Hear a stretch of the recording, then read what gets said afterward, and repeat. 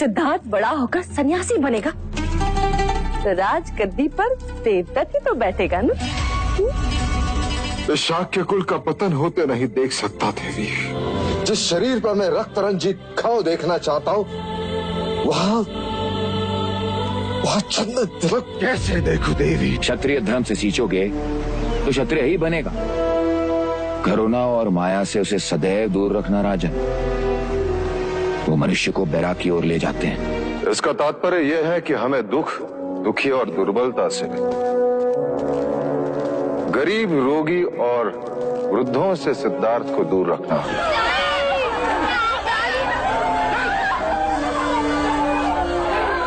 ना वो दुख देखेगा ना मृत्यु जिससे वैराग्य उत्पन्न होता है।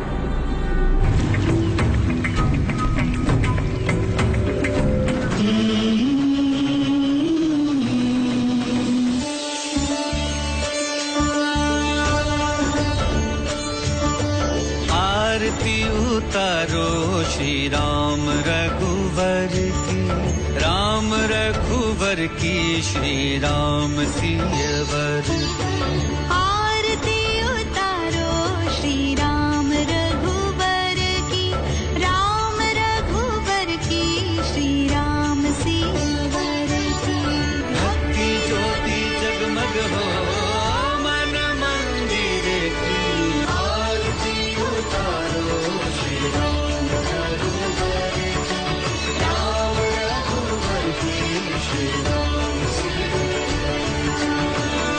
रामचंद्र की। गुरुवर, आज सिद्धार्थ प्रथम बार महाराज के साथ शाक्य न्याय सभा में जा रहे हैं। इन्हें आशीर्वाद दीजिए। सिद्धार्थ, गुरुवरे के पांव छू। सदायुषी भव, कीर्तिमान भव, कुल देवता सूर्य समान तेजस्वी भव। दीजिए। प्रसाद नहीं, आशीर्वाद। मेरा आशीर्वाद तो सदा आपके साथ है कुमार। कहाँ है आपका आशीर्वाद? मुझे तो नहीं दिख रहा।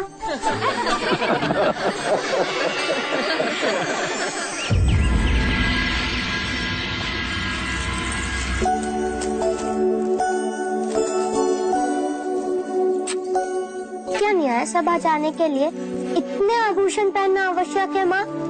हाँ, क्यों? तभी तो तुम युवराज लगोगे। तो क्या आभूषण ना पहनने से युवराज युवराज नहीं होते? तुम्हारा नाम सिद्धार्थ नहीं, प्रश्न होना चाहिए था। महादेवी, युवराज को काला टीका लगा दे, कहीं इन्हें आप ही की दृष्टि ना लग जाए।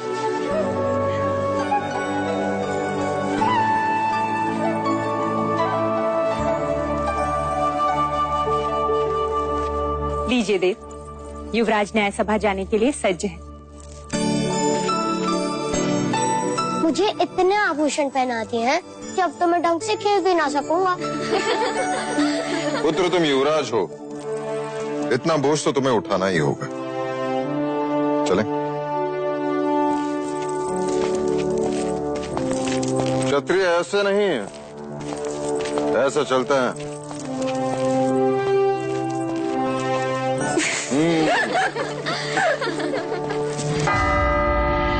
आप सभी का कपिल वस्तु की न्याय सभा में स्वागत है। और स्वागत है हमारे युवराज सिद्धार्थ का और कुमार देवदत्त का भी, जो आज प्रथम बार कपिल वस्तु की न्याय सभा में उपस्थित हुए हैं। युवराज सिद्धार्थ की, युवराज सिद्धार्थ की, युवराज सिद्धार्थ की। शांत हो जाइए, शांत हो जाइए। महाराज शुद्धोदन की आज्ञा से अब आज की न्याय सभा आरंभ की जाती है।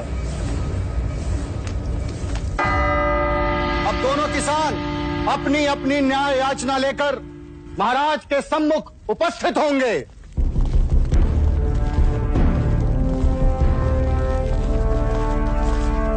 प्रणाम महाराज। क्या याचना है? महाराज, मेरी याचना इस कुशल के विरुद्ध है। इसने मुझसे पिछले वर्ष अनाज उधार लिया था, ये कहकर कि वो अनाज इस वर्ष मुझे लौटा देगा, मगर महाराज आज तक इसने वो अनाज मुझे लौटाया ही नहीं। कैसे लौटाऊं महाराज? पिछले 2 साल से उपज नष्ट हो रही है। इस साल भी कुछ हाथ नहीं लगा। ये असत्य बोल रहा है महाराज। आप चाहे तो अपनी सिपाही से पूछ सकते हैं। जब सिपाही इसे लेने आया था उस समय भी ये अपने गेहूं को तेल लगाकर उसे बोरियों में भर रहा था। महाराज, मेरे पास 2 ही बोरी गेहूं है, उसी से मैं अपने परिवार का पोषण पूरे वर्ष करूंगा। महाराज, गेहूं को तेल लगा के इसलिए रख रहा था कि वो खराब ना हो, और आपके सिपाही मुझे पकड़ के यहाँ ले आए। वो 2 बोरी गेहूं भी मैं इनको दे दूंगा तो हम खाएंगे क्या?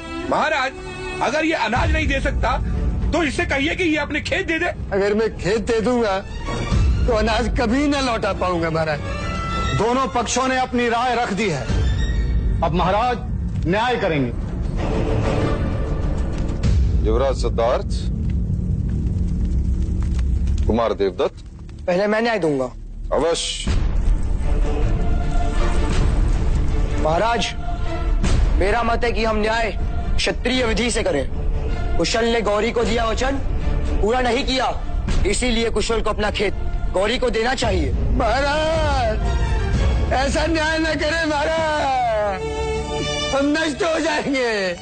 दया करें महाराज। कुमार सिद्धार्थ, तुम कहो।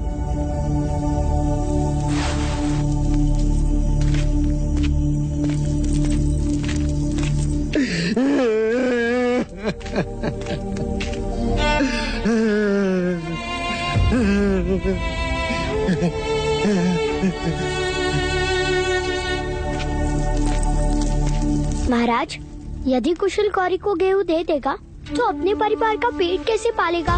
खेत दे देगा तो अनाज कहाँ से उगाएगा? और गौरी को उसका अनाज कहाँ से लौटाएगा? वैसे भी गौरी के पास अनाज का अभाव नहीं, इसलिए मुझे लगता है कि कुशल की अनाज लौटाने की अवधि बढ़ा दी जाए।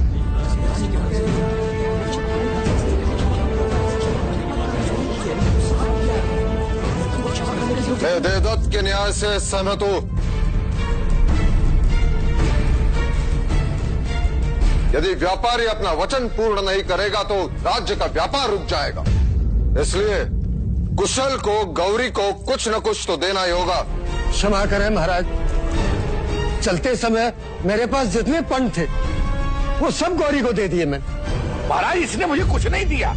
महाराज, गौरी असत्य कह रहा है। महाराज, मैं असत्य क्यों बोलूंगा? महाराज, आप कहें तो मैं सत्य का पता लगा सकता हूँ। ठीक है तो करो परख, कौन है सत्य और कौन असत्य। सिक्के दो गौरी। किंतु युवराज, ये सिक्के तो मेरे हैं।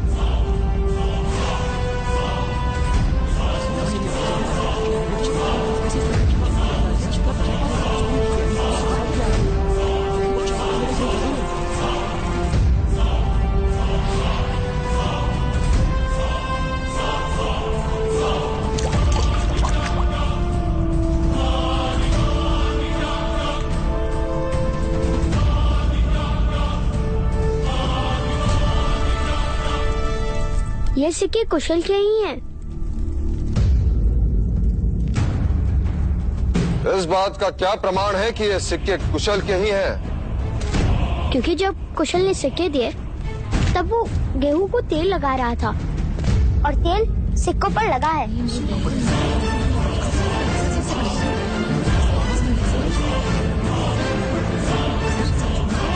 क्षमा महाराज, क्षमा।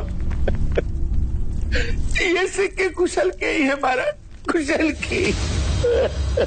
इससे ये प्रमाणित होता है कि कुशल ने गौरी को सिक्के दिए थे और इसके नियत में कोई खोट नहीं। कुशल के अनाज लौटाने की अवधि बढ़ा दी जाती है और गौरी को असत्य बोलने के लिए 10 कोड़े मारने का दंड सुनाया जाता है। नहीं महाराज, नहीं महाराज, मुझे क्षमा कर दो, मुझे क्षमा कर दो। 10 सिक्कों के लालच ने मुझे अंधा बना दिया महाराज, अंधा बना दिया। मैं अगर आज के बाद असत्य बोलूं तो मेरे अनाज और खेत सब आपके। महाराज, गौरी को क्षमा कर दीजिए, अब से वो कभी असत्य नहीं बोलेगा।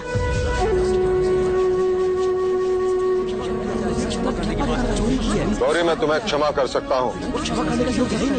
यदि इस न्याय सभा में कोई तुम्हारा उत्तरदायित्व लेता है कि तू दोबारा झूठ नहीं बोलेगा। हाँ महाराज।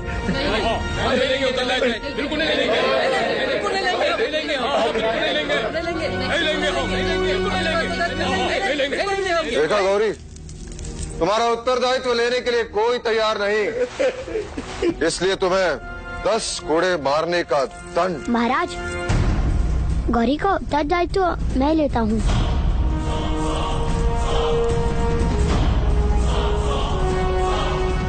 आज से ये कभी असत्य नहीं बोलेगा।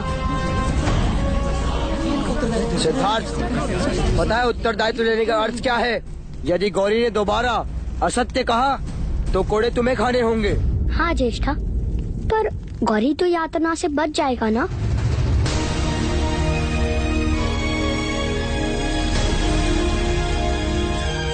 युवराज सिद्धार्थ की जय हो। युवराज की, युवराज की, युवराज की, युवराज की, युवराज की।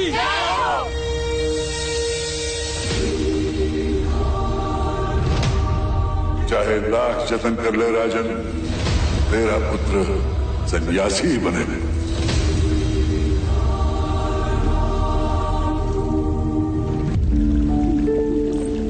सारे नगर में सिद्धार्थ की न्याय कुशलता की चर्चा हो रही है। पूरा कपिलवस्तु खुश है। क्या हुआ देव, क्यों मन अशांत है?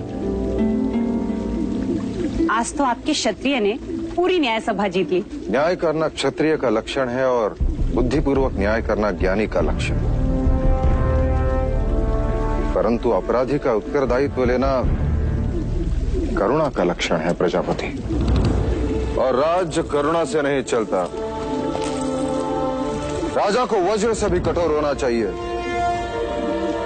जब अपराधी के चमड़ी पर कोड़े पड़ते हैं तो उसे उसकी पीड़ा नहीं, अपने न्याय के गर्व की अनुभूति होनी चाहिए।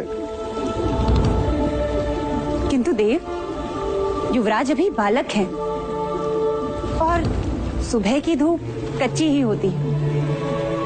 इसी कच्ची धूप को प्रखर करने का समय आ गया है प्रजापति। ठीक कहा। हम सिद्धार्थ को तक्षशिला के गुरुकुल भेजेंगे। सिद्धार्थ तक्षशिला नहीं जाएगा।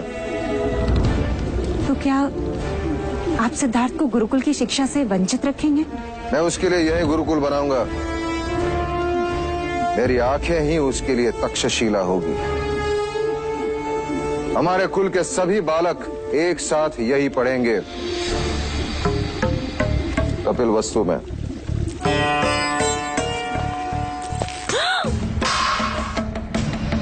भोजन पर क्रोध नहीं करते देवदत्त। क्यों न करूं?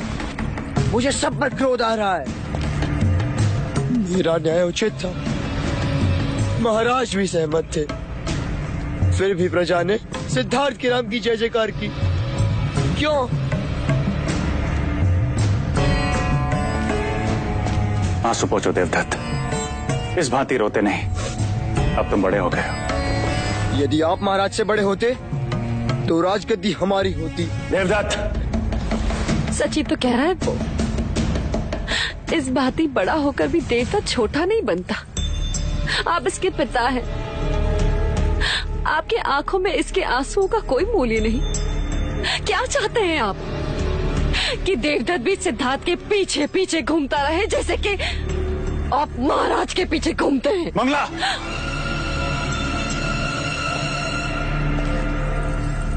अब देखना देवदत्त के आंसुओं का मूल्य कौन चुकाता है, महाराज सिद्धोधन अथवा युवराज सिद्धार्थ।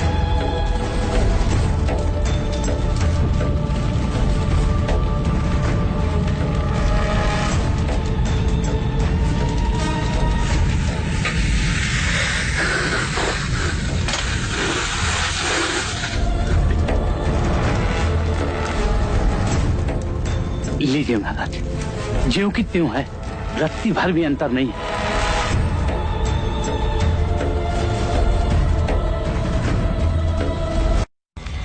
महाराज, अगर मुंह बंद करने का कुछ मूल्य मिल जाता तो।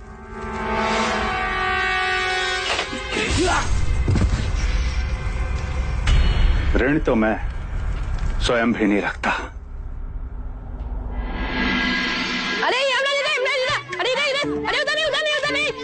अरे इधर इधर इधर इधर, अरे इधर इधर इधर, अरे इधर इधर, अरे इधर इधर।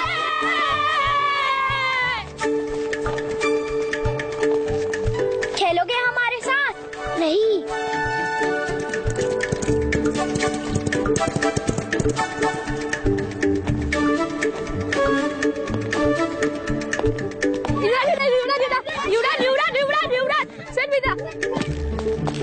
कुमार वहाँ मत जाइए, वहाँ युवराज खेल रहे हैं। चल।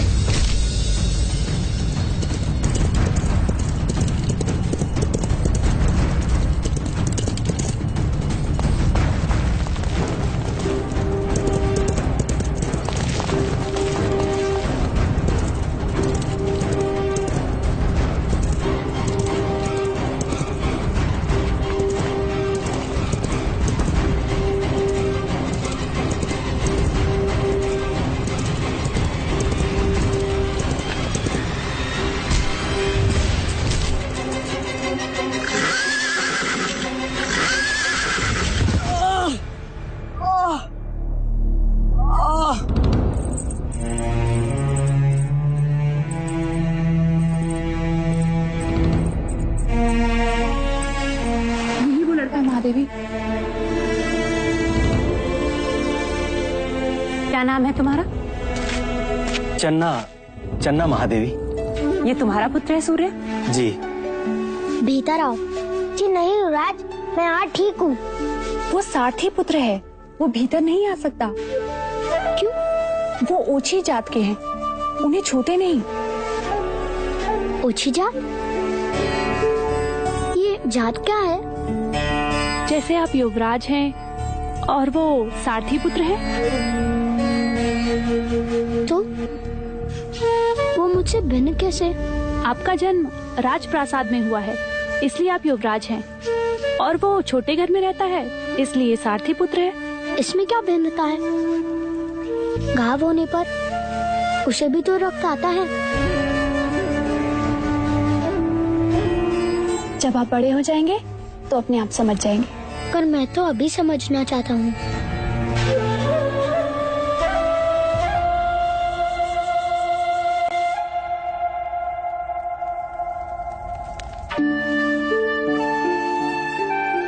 अरे नहीं नहीं युवराज, ये क्या कर रहे हैं आप?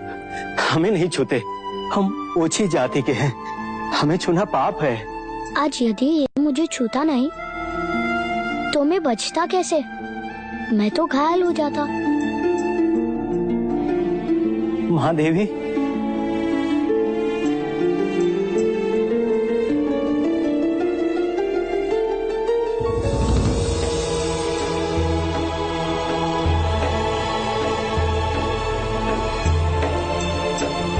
देवदत्त कैसा है? उन्हें अधिक चोट आई है, और ये बात तो मुझे अब बता रही है। चल। देवदत्त, महाराज को पता चलेगा तो क्या होगा, तुम्हें पता है? देवदत्त कैसा है मंगला दीदी? देखो ना, सिद्धार्थ को बचाते बचाते घोड़े पर से गिर गया।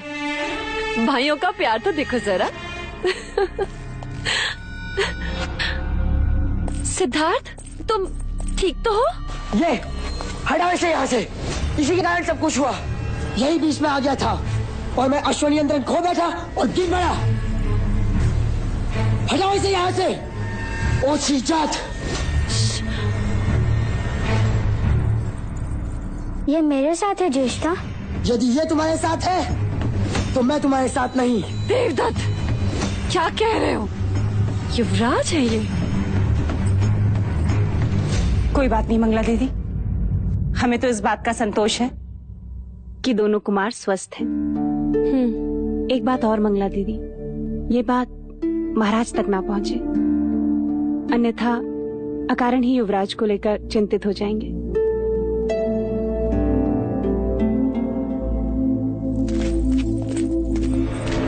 मैं भी तो यही चाहती हूँ कि महाराज को पता ना चले। देवदत्त, अच्छा अवसर चला गया हाथ से, अन्यथा आज तो मेरा आखेट बन ही जाता।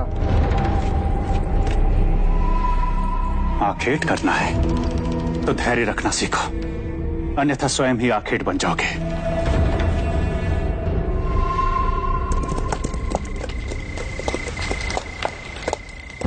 गौरी नंदन जी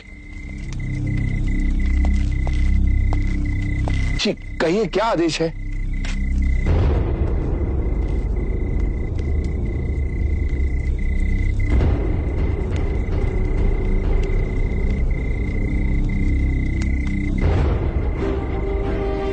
महाराज के आदेश का पालन होना चाहिए। जी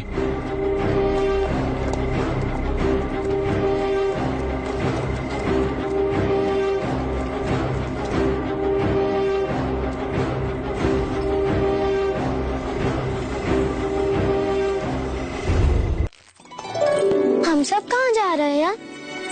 हम सब हर वर्ष की भांति वक्र मंगल उत्सव के लिए जा रहे हैं। तो क्या हर वर्ष की बात ही अमिताभ बुआ भी आएगी? हाँ आएंगी। और यशोधरा? वो भी आएगी। हरि ओम अग्नेन्द्रोदम पुरोदधे हव्यवाहमुपब्रवे देवा महाराज, खेतों की उपज फूले फले, इसलिए भगनी व ब्राह्मणों को भोदान दीजिए। परंतु हमारी भगिनी अभी तक देवदास से आई नहीं गुरुवर।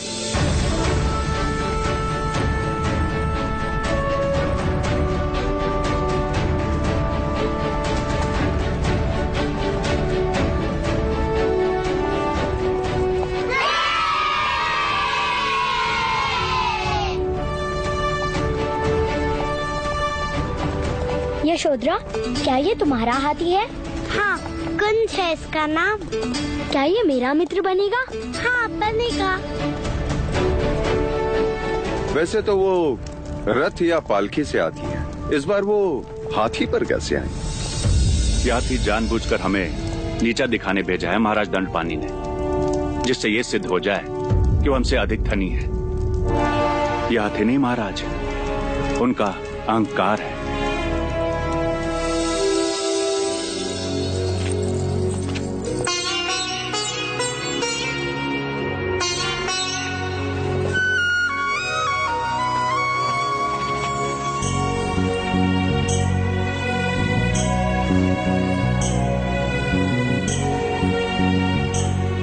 पल्लू से ढक दिया मेरी पुत्री को। इसका अर्थ जानती हो क्या? अब से ये तुम्हारी हुई। तुमसे किसने कहा कि ये पराई है? ये तो पहले से ही हमारी है। क्यों यशोधरा?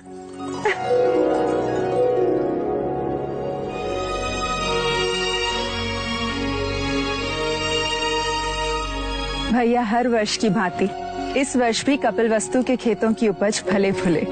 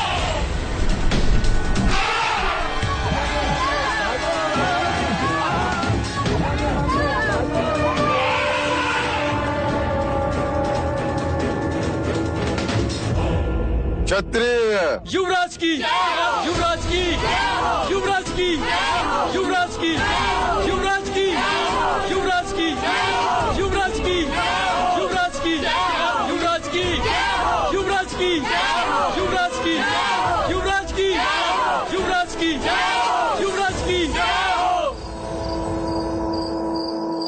हाँ, अब मैं पासे फेंकता हूँ। चौसर खेलते समय सामने वाले के मुख की ओर ध्यान नहीं होना चाहिए, उसके हाथों की ओर ध्यान होना चाहिए, अन्यथा वो कपट कर सकते हैं।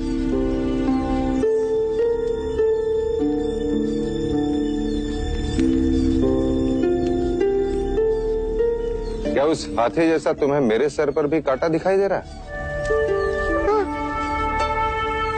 निकाल दो। निकाल दो। हाँ, निकाल।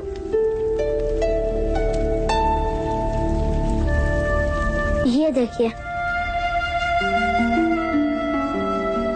इसका रंग इतना भिन्न क्यों है? अब क्या उत्तर देंगे, कैसे समझाएंगे कि सफेद बाल वृद्धत्व का संकेत है? फिर वो पूछेगा वृद्धत्व क्या होता है? कुमार, जैसे आपके छोटे पुराने दांत टूटकर नए दांत आ गए, उसी प्रकार बालों का रंग बदलकर वो गिर जाते हैं और उसकी जगह पे नए बाल आ जाते हैं। वैसे जैसे पेड़ की पत्तियां अपना रंग बदलती हैं। बिल्कुल वैसे हैं। सही समय पे आई। युवराज को नींद आ रही है, ले जाओ।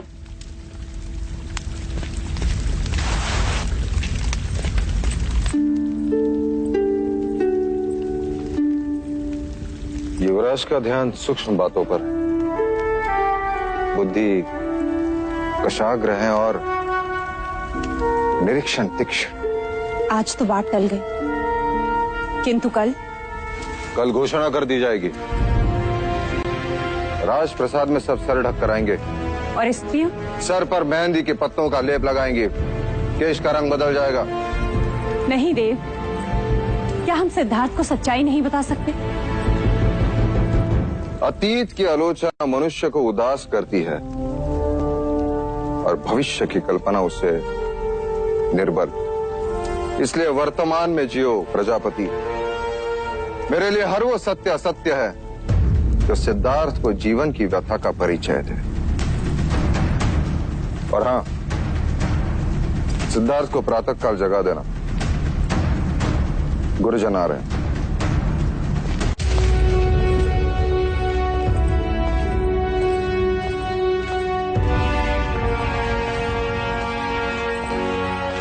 युवराज, ये सारे ब्राह्मण वेद के अंग हैं। गुरु कौंडिल्य आपको शास्त्र की शिक्षा देंगे। गुरु अश्वपाल तुम्हें घुड़सवारी सिखाएंगे। राजनीति का ज्ञान गुरुवर्य तुम्हें देंगे। छंद एवं व्याकरण गुरुवर्य आपको सिखाएंगे। ये खगोल शास्त्र के वेद विज्ञान में कुशल है। आज से ये सारे ब्राह्मण तुम्हारे गुरु हैं। इनके आदेश का पालन करना तुम्हारा धर्म है। इनसे आशीर्वाद लो।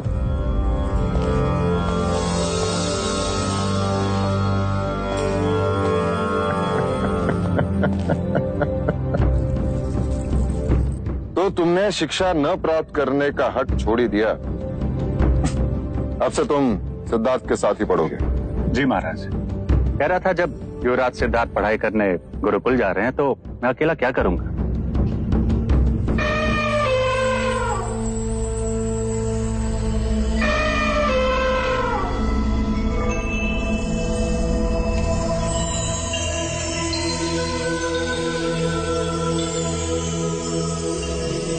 महाराज, हाथी और कुंवारी का सामने आना अच्छा शगुन है।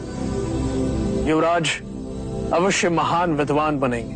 क्षमा करें गुरुवर्य, केवल महान विद्वान नहीं, महान राजा बनेंगे। ऐसा योद्धा जिसे संपूर्ण भारतवर्ष ने कभी ना देखा।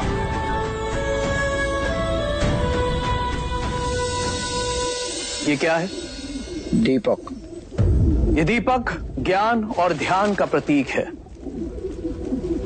वो कैसे?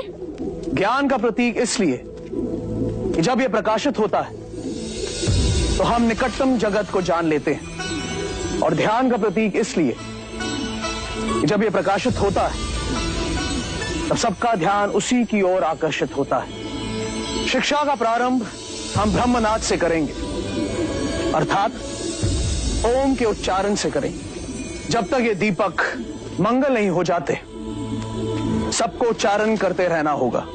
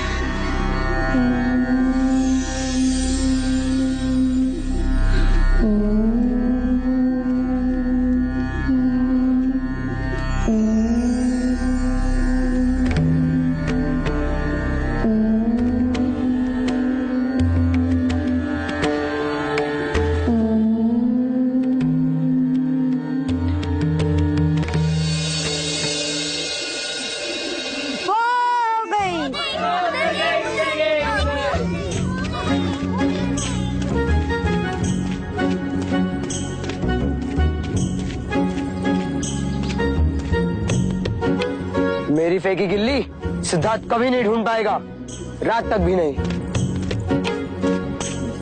गिल्ली मिल गई! गिल्ली मिल गई जैसा!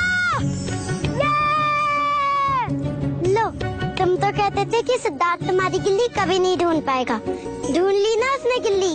अब तुम अपनी आंखें बंद करो। चलना, अब तुम्हारी बारी।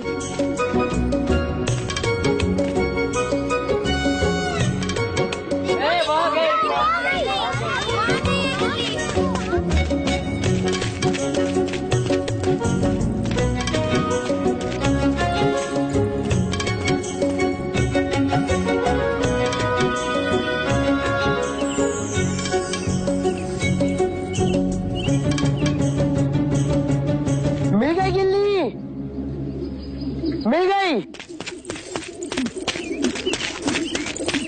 ढूंढ ली मैंने, सिद्धार्थ से भी कम समय में। लेकिन ऐसा कैसे हो सकता है?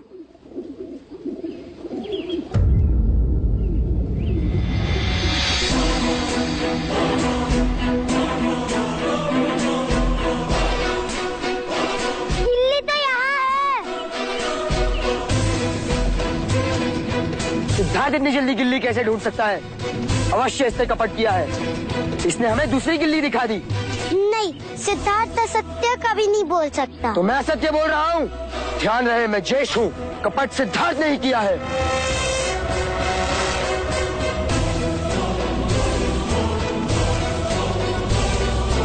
देखा कैसे चला गया?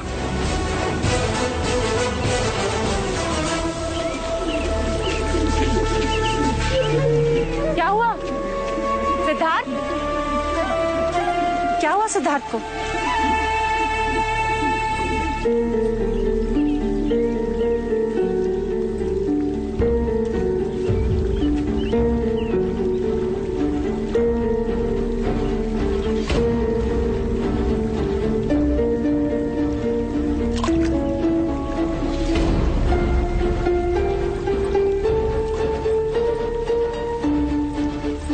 सिद्धार्थ, तुमने सत्य कहा, तुमने कपट से खेल जीता। महाराज को इस बात का पता चलेगा तो उन्हें कितना दुख होगा जानते हो तो?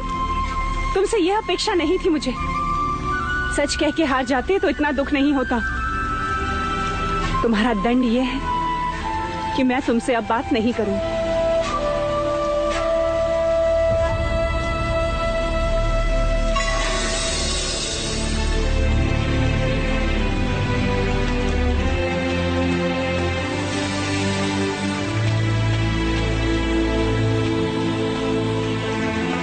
यही है वो गिल्ली जो मैंने फेंकी थी। देखो, इसका कोना टूटा है। जैसा की दिखाई हुई गिल्ली दूसरी थी। कपट चिपका से नहीं किया महादेवी।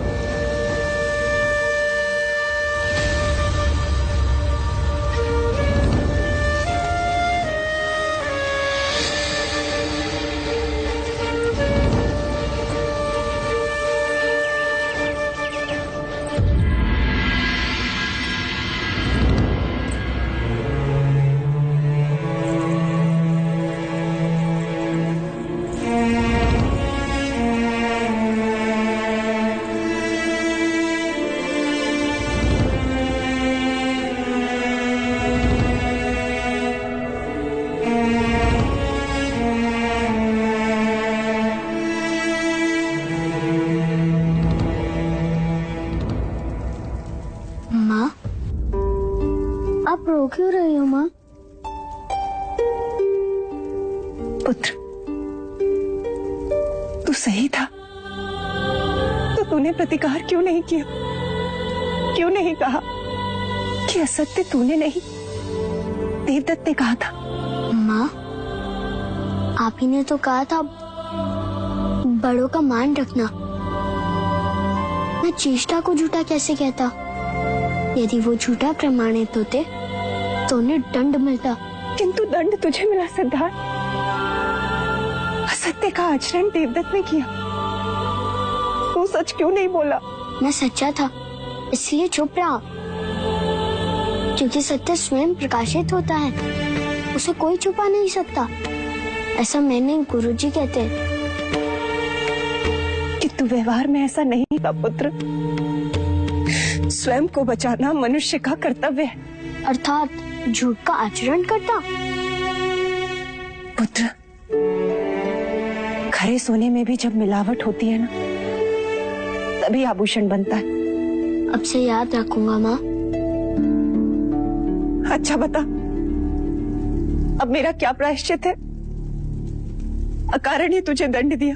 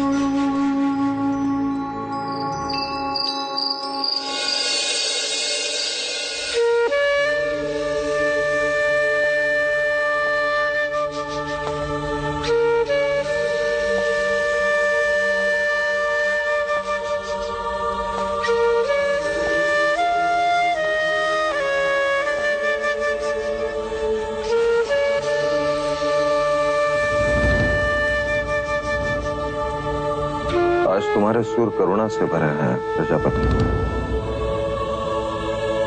तुम दुखी हो।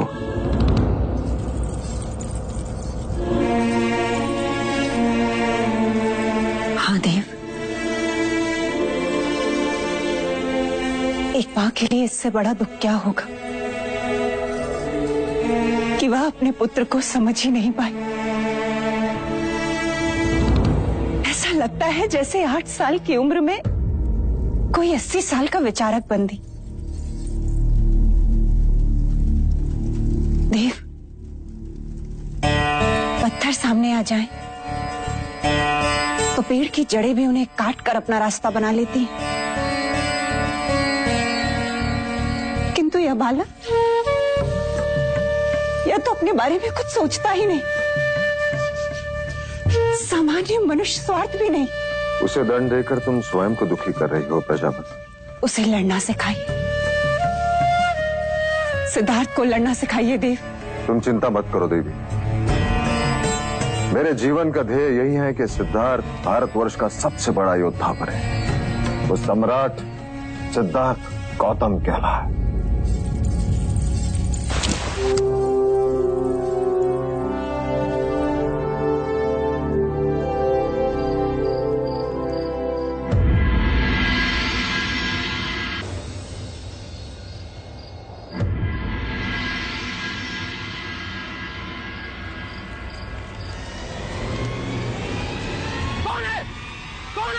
कोई राजप्रसाद के अंदर घुस आया है।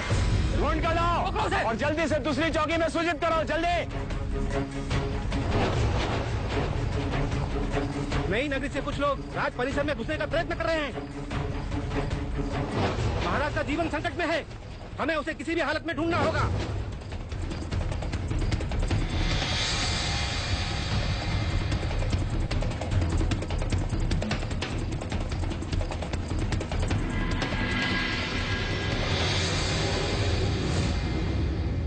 महाराज, नगरकोट की भित्ति फांदकर कोई शत्रु घुस आया है। कोई शत्रु नहीं, आप ही की प्रजा है महाराज। गांव तो छीन लिया, अब सांसें भी छीनना चाहते हैं आप। क्या बोल रहे हो तुम? मैंने लोगों को गांव से दूर किया ताकि रोगियों को चिकित्सा मिले, गरीबों को रोटी मिले, किसी को किसी बात की कमी ना हो। जितना छीना है उससे अधिक देने का प्रयत्न किया मैंने। और सच्चाई तो ये है महाराज, वहाँ अन्न का एक दाना तक नहीं है, भूखा लोग मर रहे हैं वहाँ। अपने प्राणों पर खेल ये यातना सुनाने आया हूँ महाराज।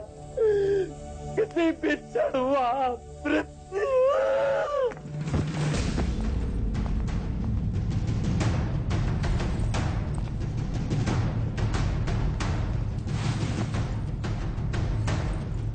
क्या हुआ ऐसे?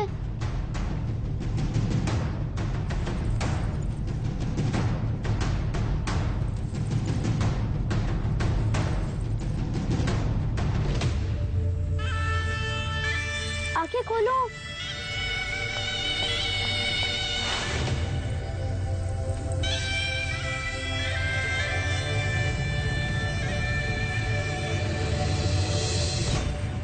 ये उठ क्यों नहीं रहा है? ये गिर क्यों गया? उठो। सिद्धार्थ, वो मर्यादा से अधिक सोमरस पी लिया था इसने, अपना संतुलन खो गया। जाओ उसे।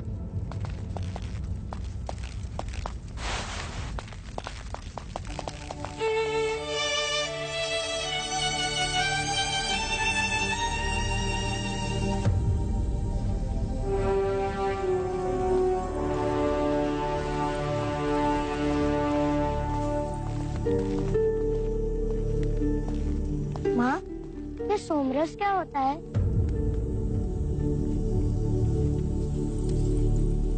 पुत्र, जब तुम बड़े हो जाओगे ना तो। माँ, हर बात को समझने के लिए बड़ा होना आवश्यक है। हर प्रश्न को आयु के अनुसार ही समझा जाता है।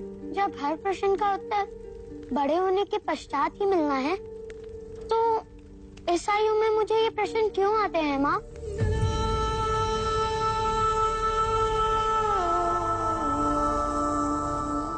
महामंत्री, इस माही की बात पर तुम्हें कितना विश्वास है? महाराज, माही का वचन और उसकी तलवार कपिलवस्तु के लिए हमेशा से निष्ठावान रहे। यदि आज वो रोगी नहीं होता तो हमारी सेना का नेतृत्व कर रहा होता। द्रोणोदन।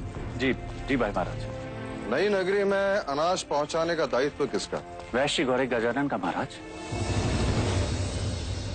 ये वही वैश्य है जो उस दिन न्याय सभा में असत्य बोलते पकड़ा गया था? जी महाराज। कल उसे न्याय सभा में प्रस्तुत किया जाए। जो आज्ञा महाराज।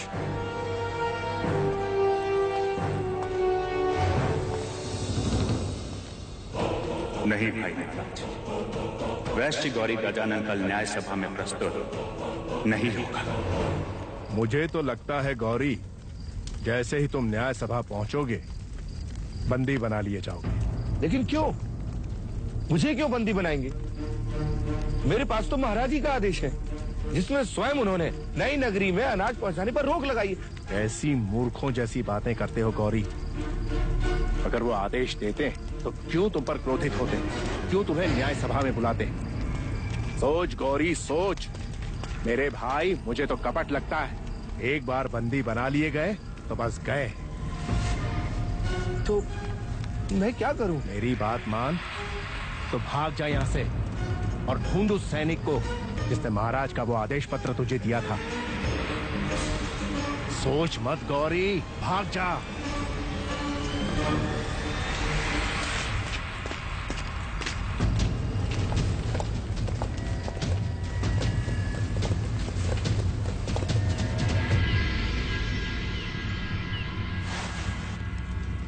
क्या वैश्य गौरी गजानन उपस्थित हैं? जी नहीं महाराज। सैनिकों ने राज्य के हर कोने में छानबीन की, किंतु गौरी गजानन की कोई सूचना नहीं मिली। कदाचित वो राज्य। क्या उसकी अनुपस्थिति उसके अपराधी होने की पुष्टि नहीं? जी महाराज। इसके लिए शाक्य न्याय में क्या प्रावधान है? जब तक गौरी नहीं मिलता महाराज, तब तक इस विषय को स्थगित कर दें। ऐसे कैसे स्थगित कर दे अमात्य? ये राजद्रोह का प्रश्न है, महाराज की आज्ञा का उल्लंघन है। न्याय तो होना ही चाहिए।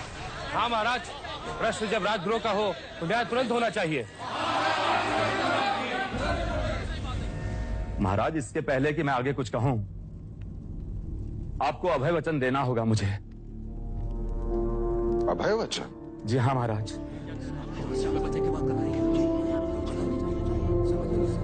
मैं तुम्हें अभय वचन देता हूं अमात्य। महाराज, नई नगरी में अन्न पहुंचाना राज्य का उत्तरदायित्व था और इस कार्य के लिए गौरी को नियुक्त किया था।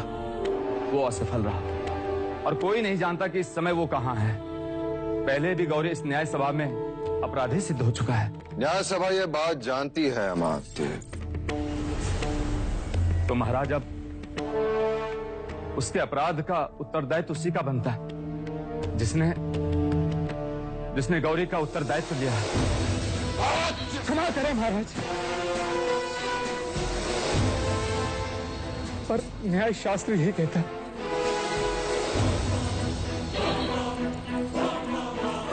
तुम्हारा संकेत युवराज सिद्धार्थ की ओर है। भाई महाराज, आप क्रोधित ना हो और इसे क्षमा कर दीजिए। भाई महाराज, कदाचित अमात्य ठीक कह रहा है। हमें इस न्याय को स्थगित कर देना चाहिए। नहीं द्रोणोदन, न्याय होगा, अवश्य होगा। परंतु भाई महाराज, युवराज सिद्धार्थ तो बालक हैं। वो कैसे गौरी के अपराध के उत्तरदायी हुए? उत्तरदायित्व लेने वाले को कल दंड गृह में प्रस्तुत किया जाए। न्याय वही होगा।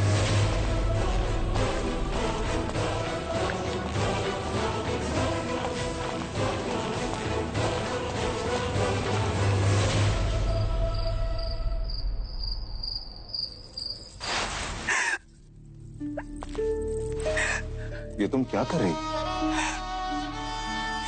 सिद्धार्थ पे दया कीजिए थे, मुझे दंडित कीजिए। मैं कोड़े खाने को तैयार हूं, किंतु सिद्धार्थ को दंड गृह मत ले जाइए। जब न्याय सभा ले जाने से नहीं रोका, दंड गृह ले जाने से क्यों? फिर क्या ये उचित है भैया कि इतनी कम उम्र में वो दंड गृह देखे? आप तो चाहते थे कि सिद्धार्थ पर दुख की छाया भी ना पड़े। जब नई नगरी के निर्माण के लिए आप प्रजा के प्रति निष्ठुर हुए, तो मैं आपके पुत्र स्नेह को समझ सकती थी, किंतु आज आप अपने उसी पुत्र के प्रति निष्ठुर हो गए। तो अब ये स्नेह किसके प्रति? न्याय के प्रति। जीवन अंत तक सिद्धार्थ अब कभी न्याय नहीं करेगा। हाँ, और किसी का उत्तरदायित्व तो कभी ना लेगा। मैं चाहता हूं कि वो क्षत्रिय बने, सम्राट बने, अपने कुल का नाम उज्जवल करे। क्या राजा राम हमारे कुल के नहीं थे? क्या उनमें करुणा नहीं थी? क्या वह प्रजावत्सल नहीं थे? क्या वह किसी सम्राट से कम थे? क्या वह क्षत्रिय नहीं थे? राम राज्य से बढ़कर और कोई उदाहरण है क्या देव? मैं पिता के साथ साथ एक राजा भी हूं। जब मैं न्यायासन पर बैठता हूं तब तो उतर जाइए ऐसे न्यायासन से। मैं शाक्य कुल की ऐसी शासन प्रणाली को नहीं मानती जहां एक निर्दोष को उसकी करुणा के लिए दंड दिया जा रहा है। 8 वर्षों में सुख के अतिरिक्त कुछ नहीं देखा। 8 कोड़ों में 8 जन्मों का दुख देख लेगा आपका भतीजा। उसने न्याय सभा के समक्ष गौरी का उत्तरदायित्व लिया था। पर वो अभी बालक ही है भैया। आर्य आर्य आर्य आर्य आर्य ओ आर्य। पता नहीं अब महाराज क्या न्याय करेंगे। उस दिन पूरी सभा ने सिद्धार्थ के न्याय को माना। अब सभा के न्याय को उसे मानना ही होगा। ऐसा न्याय जो शाक्यों के इतिहास में कभी किसी राजा ने नहीं किया।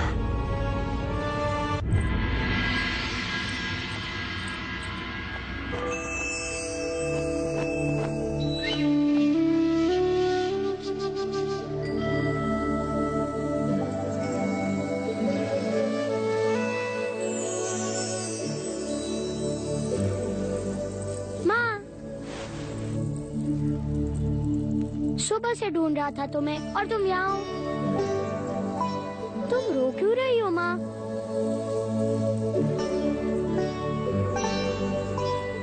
पिछली बार जब मैं गुरुकुल जा रहा था तब भी तुम रो रही थी। जब भी मैं कोई नई जगह जाता हूँ तब तुम रोने लग जाती हो। और लौशिका कह रही थी कि आज मैं दंडगृह जा रहा हूँ। महादेवी, हम युवराज को लेने आए। हाँ हाँ चलो। माँ, मैं दंडगृह देख कर आता हूँ।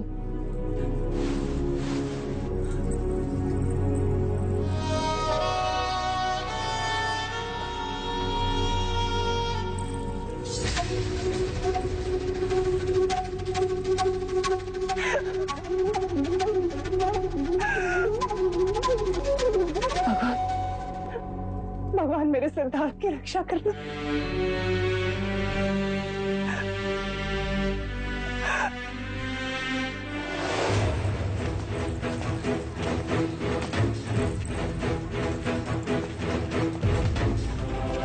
इतनी छोटी आयु और इतना बड़ा दंड।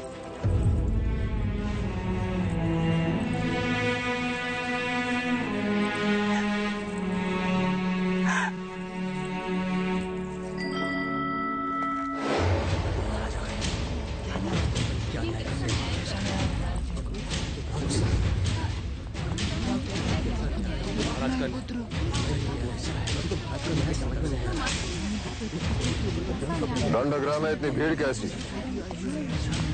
महाराज, ये भीड़ न्याय की विनती के लिए है। कृपा कर आप अपने न्याय को स्थगित करते महाराज। हाँ भाई महाराज, मैं आकाश पाताल लेकर उस वैश्य गौरी को ढूंढ निकालूंगा। उत्तरदायित्व लेने वाले को उपस्थित किया जाए।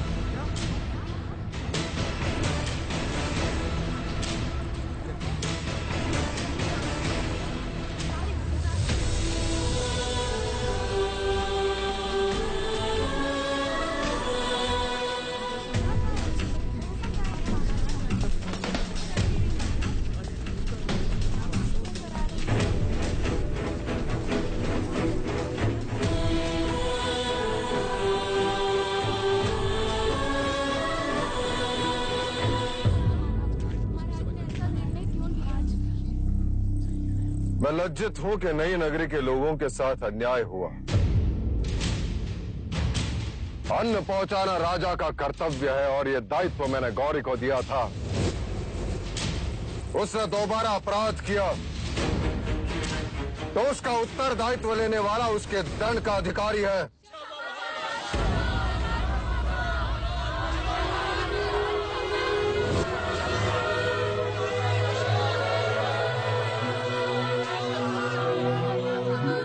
क्षमा कीजिए महाराज, न्याय सभा में आपने एक राजा बनकर सोचा, आप एक पिता बनकर सोचिए। उत्तरदायी दंड भुगतने के लिए सक्षम नहीं, इसलिए उसका दंड उसके पिता को दिया जाता है।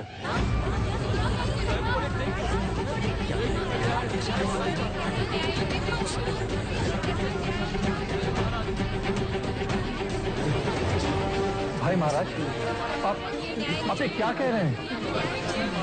दंड देना राजा का धर्म था और दंड भुगतना पिता का धर्म है। परंतु महाराज, इसका युवराज सिद्धार्थ पर क्या असर पड़ेगा? मेरे पुत्र को यह ज्ञात हो जाएगा कि बिना सोचे समझे झूठे मनुष्य का उत्तरदायित्व लेना भी अपराध है। करुणा से राज्य नहीं चलते। महाराज, उठाओ कोड़ा, मैं तैयार हूं।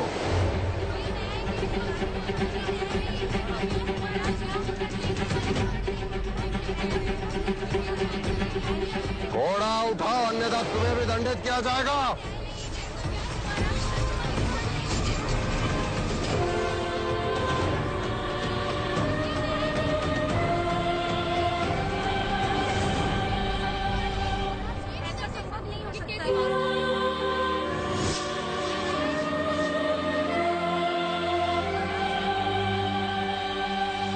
महाराज,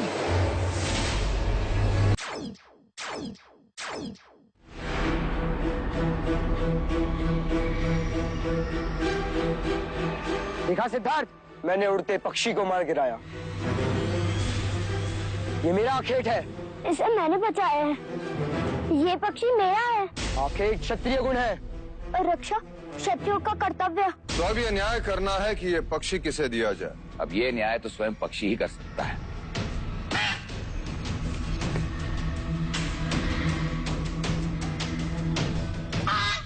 तो पुत्र प्रेम में केवल नगर खाली करवाया था, परंतु तुमने युवराज सिद्धार्थ के लिए अपनी कोख खाली कर दी।